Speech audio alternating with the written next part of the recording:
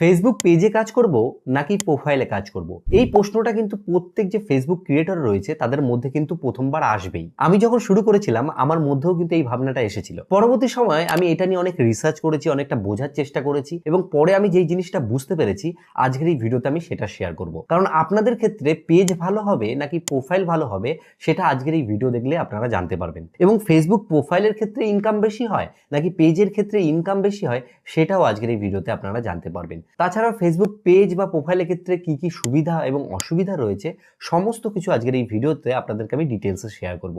অনুরোধ করবো আপনারা ভিডিওটা যাতে সম্পূর্ণ দেখেন। তো চলুন বেশি দেরি করবো না, আজকের ভিডিওটি শুরু করি। একটা ফেসবুক পেজ এবং একটা ফেসবুক প্রোফাইলের মধ্যে প্রধান যে পার্থক্যটা থাকে সেটা হচ্ছে ফেসবুক প্রোফাইলের ক্ষেত্রে কি হয় যে আমরা কাউকে ফ্রেন্ড রিকোয়েস্ট পাঠাই এবং সেই ফ্রেন্ড আমাদের লিস্টে জমতে থাকে এবং পরবর্তী সময়ে যখন সেটা আমরা প্রফেশনাল মোড অন করি তখন সেই ফ্রেন্ডগুলোই কিন্তু আমাদের ফলোয়ারে কনভার্ট হয়ে যায়। এই ক্ষেত্রে কি হয়, আমরা যখন সেই প্রোফাইলের মধ্যে ফটো আপলোড করি বা ভিডিও আপলোড করি সেই ক্ষেত্রে আমাদের যে ফ্রেন্ড রয়েছে তাদের কাছে কিন্তু সেগুলোকে সাজেস্ট করা হয়। এবার এখানে একটা সমস্যা দেখা দেয়, যেই ফ্রেন্ডগুলো আমরা তৈরি করেছি বা আমাদেরকে যারা ফ্রেন্ড রিকোয়েস্ট পাঠিয়ে আমাদের ফ্রেন্ড হয়েছে তারা যদি আমাদের সেই ফটো বা ভিডিওকে পছন্দ না করে সেই ক্ষেত্রে কিন্তু আমাদের যে রিচ রয়েছে সেটা কিন্তু স্টার্টিং ফেসেই অনেকটাই ডাউন হয়ে যায়। কিন্তু আমরা যদি পেজের ক্ষেত্রে দেখি, পেজের শুরুর দিকে কিন্তু কোনো ফলোয়ার বা কোনো কিছুই কিন্তু থাকে না, কিন্তু আমরা যখন শুরু করি কন্টিনিউয়াসলি ভিডিও বা ফটো আপলোড করি তখন অর্গানিক ভাবে কিন্তু আমাদের কাছে ফলোয়ার আসে। এই যে অর্গানিক ফলোয়ার গুলো আসে তারা কিন্তু আমরা যে কন্টেন্ট তৈরি করছি সেটাকে পছন্দ করে বলেই আসে এবং পরবর্তীতে আমরা যখন অন্য কোনো কন্টেন্ট পোস্ট করি সেই ক্ষেত্রে কিন্তু তারা সেগুলোকে পছন্দ করে এবং লাইক করে এবং পরবর্তী সময়ে আমাদের যে কন্টেন্ট রয়েছে তার রিচও অনেকটা বেড়ে যায় এবং ভাইরাল হওয়ার যে সম্ভাবনা রয়েছে সেটা কিন্তু অনেকটাই বেড়ে যায়। এবং ফেসবুকের যে প্রোফাইল রয়েছে সেটা তৈরি করা হয়েছে ইউজারদের ব্যক্তিগত ব্যবহারের জন্য, যেখানে আমরা আমাদের যে ব্যক্তিগত সময় রয়েছে, যেখানে কোথাও আমরা ঘুরতে গেলে ফটো পোস্ট করছি বা যাবতীয় পার্সোনাল যেসব জিনিসগুলো রয়েছে সেগুলো কিন্তু আমরা প্রোফাইলের মাধ্যমে শেয়ার করে থাকি। আর পেজ যে রয়েছে, পেজ কিন্তু বিজনেস পারপসে তৈরি করা হয়েছে। একটা পেজের মাধ্যমে অনেক কিছু করা সম্ভব। একটা পেজের মাধ্যমে আপনি যে কোনো ব্যবসা কিন্তু চালাতে পারেন।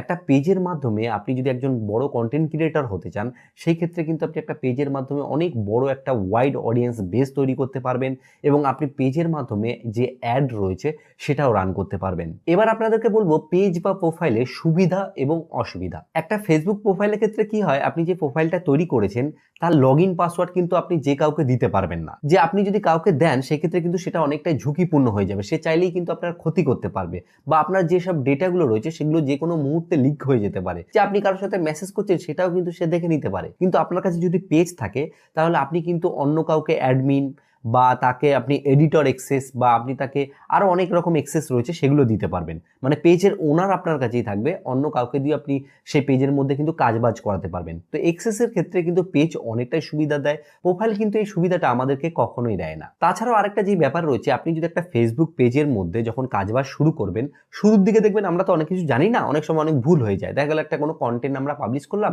সেই কন্টেন্টের কারণে আমাদের যে প্রোফাইল রয়েছে তার মধ্যে একটা ভায়োলেশন চলে আসলো। প্রোফাইলে আসলে কি হবে, আপনাদেরকে পরবর্তী সময়ে সেই প্রোফাইলে যদি আপনারা সেই ইস্যুটাকে তুলে দিতে না পারেন সেই ক্ষেত্রে কিন্তু আপনাকে সেই প্রোফাইলটাকেই পরিত্যাগ করতে হবে। আর আপনার যদি পেজ হয়, পেজ ক্ষেত্রে আপনি এই সুবিধাটা পাচ্ছেন যে এই পেজটা একটা কোনো ইস্যু চলে আসলো, এই প্রবলেম হয়ে গেল, সেই ক্ষেত্রে আপনি নতুন পেজ খুলে কিন্তু আবার ব্যবহার করতে পারবেন। প্রোফাইলের ক্ষেত্রে কিন্তু এটা কখনোই হবে না। পেজের ক্ষেত্রে আরেকটা যে ব্যাপার হয়, যখন আপনি কোনো কন্টেন্ট পেজে পোস্ট করবেন সেই ক্ষেত্রে ফেসবুকের কাছে সেটা একটা প্রফেশনাল ভাব হবে। ফেসবুক ভাবে এটা একটা প্রফেশনাল ক্রিয়েটর কাজ করেছে এবং আপনার যে রিচ রয়েছে সেটা কিন্তু ফেসবুক অনেকটাই বেশি দেবে। তাছাড়াও আপনারা যে মেটা বিজনেস রয়েছে সেখান থেকে পেজের অনেক কিছু জিনিস আপনি অ্যাক্সেস করতে পারবেন।